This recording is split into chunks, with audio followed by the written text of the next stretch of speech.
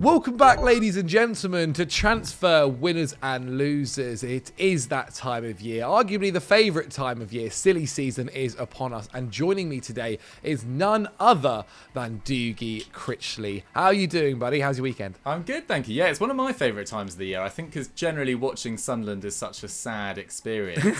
Although, towards the end of last year, obviously much better in the Championship now. So yeah, I really get involved with transfers. But no, I'm good, thank you. My weekend was lovely. I went to Norfolk with my mum for the weekend, did lots of beach walks, pub lunches, etc. It was really nice. How are you, Zach? Yeah, not too bad, thank you, mate. Not too bad. Trying to deal with this heat that we've got for a couple of days now. Keeping myself hydrated. Make sure at home you guys are as well. And I'm also going to keep us hydrated with the transfers and transfer stories that are going on. We're kicking it off with the talking point, and we're going to be talking about Chelsea's defensive signings, or what could be, because late last week, we saw Chelsea confirm their first defensive signing in Kalidou Koulibaly, joining the West London side. This now takes Chelsea's summer spending to just under £80 million, bringing in Raheem Sterling as well to help out the attack. And they're not done just yet by reports, as we've also seen the Blues being linked to Presnel Kimpembe and the target that they've been linked to for a couple of seasons now, it feels like, Jules Kounde. It's also worth noting as well that we have seen the end of their pursuit for Man City's Nathan Ake at £50 million being too much for the Blues to go after. They didn't want to meet that valuation. Now, in terms of Kimpembe, no personal terms have been agreed yet between the club and the defender. And supposedly the defender is settled in Paris, obviously having come through the academy and playing for them since 2014 and winning the league nearly every single season. His new manager, Christophe Galtier, has also said as well that the decision is up to Presnel. Even if the clubs agree on a fee, it's completely up to him on whether he would like to leave or stay, and that he will be playing under Galtier. Chelsea are supposedly going to be submitting a bid of £40 million today, which is short of the valuation of £50 million and above to get Kimpembe's services out of PSG. Now, Dukes, when Kimpembe is being spoken about, I'm hearing a lot of people that say they're not too sure, really, on whether he would fit Chelsea or whether he's actually of the quality that Chelsea need. What do you make of him? I think that's a little bit harsh, to be honest. I think if you look at what Chelsea needed to do this summer, they obviously needed to replace Rudiger and Christensen. And in Koulibaly, at least for a player right now, they've got a player who is at the same level as Rudiger, maybe even a little bit higher. Obviously, he will probably deteriorate quicker because of his age. And then Kimpembe, in my opinion, is a better player than Christensen. So this would be two upgrades in that position for me. But it's just about bedding two new centre-backs into this system. Are they going to stay with a 3 at the back? Are they going to stay with a 4 at the back? Because both these players have generally played in a 4 in the last few years. The player that I really like is actually the player that's probably going to replace Kimpembe at PSG, and that's Milan Skriniar. I think he's been exceptional in Serie A for a number of years, first with Sampdoria and then into Milan. So if I was Chelsea at the start of this summer window, I would have definitely tried to target Skriniar rather than Kimpembe, who can be a little bit rash on occasion. I think in particular in those big Champions League ties we've seen over the last few years, particularly against, I think it was Man City in 2021 in the semi-final, just lost his head slightly, sort of lacks that composure sometimes. But I still think generally a very good player. I'm just a little bit concerned that Chelsea are bedding in two new centre-backs, however good they are, so close to the start of the new season. But I mean, Zach, what's your opinion on this? More importantly, I don't mind Kimpembe. Like, one of my biggest things with this was the pricing. Like, Chelsea needed to do a lot of signings, to be honest, not just in defence, but obviously with Raheem Sterling coming in and maybe the possibility of a midfielder as well. And so if you're getting these players and it seems like Chelsea are very much not going to go above and beyond, like the fact that they're not going to go and get Nathan Ake when they've got to a price and aren't happy with it is a good sign, in my opinion. And so, yeah, if you're getting a Kimpembe for 40 million quid, I don't mind it. I'd also agree, yeah, someone like Skriniar, someone like that where the level's probably a little bit higher is more attractive. But I can also understand why he wants Kimpembe. Like, this is a guy that he's worked with previously, and at the moment, with no sporting director and no one like that, kind of trusting in the players that Thomas Tuchel trusts, might be a good idea. But he's not the only player being linked to Chelsea, because also Jules Kounde, again, is being linked to Chelsea. Now, his situation is a little bit more clear than Kimpembe's, because Chelsea supposedly never actually walked away from the deal, but did not want to meet the release clause of Kounde, which was £69 million, or go anywhere near close to it. Again, Chelsea seem to have adopted, at least under Todd Bowley, this way of going, well, if we've got a price in our minds, if you're not going to come to that, then we're not really going to go above that either. Sevilla are supposedly hoping for a bidding war now between Chelsea and Barcelona, and Kounde's camp are supposedly frustrated that his future is still unclear and want this resolved before the month of July is out. Now, Thomas Tuchel supposedly, again, does really want Kounde, but it's arguably a more complicated negotiation now than when the window first opened, due to so many clubs being involved. Again, Chelsea are going to be putting in a bid this week, according to reports. But Doogie, who do you think Chelsea should preference out of these two defenders if they were to only go and get one? Do you think it should be Jules Kounde, who they've obviously been targeting since last summer, or Presnel Kimpembe? Interesting question. As far as I'm aware, Kimpembe plays on the left-hand side of PSG's defence, which is the same position that Koulibaly has often played there as well, whereas Kounde, I think, plays on the right, so maybe it makes more sense to go for Kounde if you've already got Koulibaly through the door. To be honest, it doesn't really make much sense for me to get all three. I think it's definitely got to be one of Kimpembe or Kounde, because then what are you doing with Chalobah? What are you doing with Colwill? You know, these players that are supposedly emerging are going to be the future of Chelsea's defence, and they need to keep that homegrown quota up as well.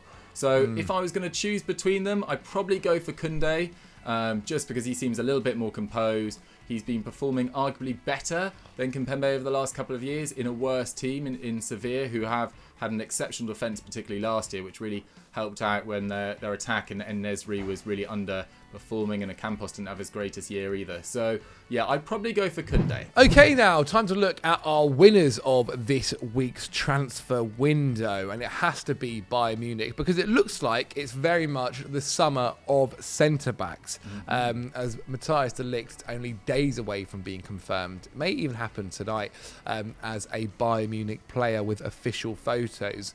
Now, verbal agreements were reached last night, and a final bid was accepted by Juventus for a package deal worth more than 80 million euros. Now, Bayern Munich's final proposal to Juventus was 70 million euros guaranteed, with a 10 million euro fee in add-ons as well, and supposedly the add-ons are pretty easy to reach. Now, De Ligt will fly to Munich to undergo his medical today and sign a contract to become a Bayern Munich player, with his deal lasting until 2027, considering he's only 22 years old and already played for such great clubs like Ajax and Juventus. It's nuts to think about.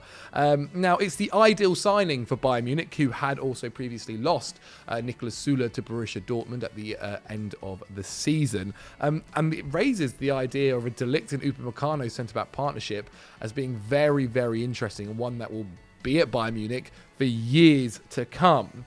Now, if all the add-ons are reached and we do hit that 80 million euro fee, then De Ligt will become level as the most expensive Bayern Munich player ever, alongside Hernandez back in 2019.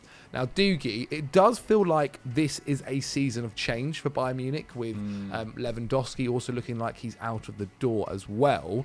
How do you think De Ligt will be getting on at Bayern Munich for the upcoming campaign then? I think he goes straight into that first team and massively improves their centre-back options. I remember putting a tweet out a couple of weeks ago saying that it felt like Dortmund's roster of centre-backs a couple of weeks ago was maybe, level with Bayern, if not slightly ahead of them, after signing Schlotterbeck and Niklas Süle. But now with Upamecano and Hernandez to choose from on the left-hand side, with Upamecano looking to bounce back from quite a difficult first campaign at Bayern, it wasn't probably as smooth as many people expected.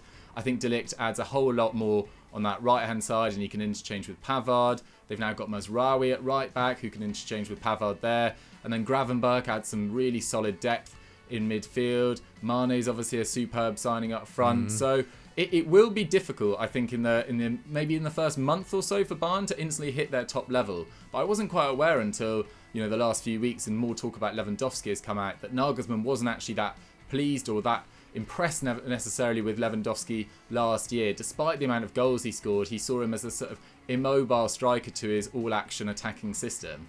So that'll be interesting to see. Mane, Gnabry and Coman sort of working in tandem, pressing, Müller and Musiala behind, interchanging as well. So I think things are pretty well set for Bayern going forward. And De Ligt's struggles at Juventus, I think, have been slightly exaggerated. I think he's a really, really strong centre-back. I think a lot of their defensive issues over the last few years have been caused by the fact they don't have particularly good left-backs in Alexandro and Danilo. They've got ageing partners for him in Bonucci and Chiellini, who's often been injured as well, Chiellini. And then they've got a right-winger in Cuadrado at right-back, who has performed really well, but is probably not a natural in that position. So I think De Ligt is an excellent signing for Bayern and makes this Bundesliga title race, look like it's very much, pro Bayern again next year, I would say. But Zach, are you a little bit sad to have missed out on De Ligt? Yeah, you're not wrong there. I mean, as I said, he's only 22 years old. Like the way his experience and the way he plays is years ahead of his age, and he's like a guy that would have been leading your defence for the next 5, 6, possibly 10 years if he was to go and sign on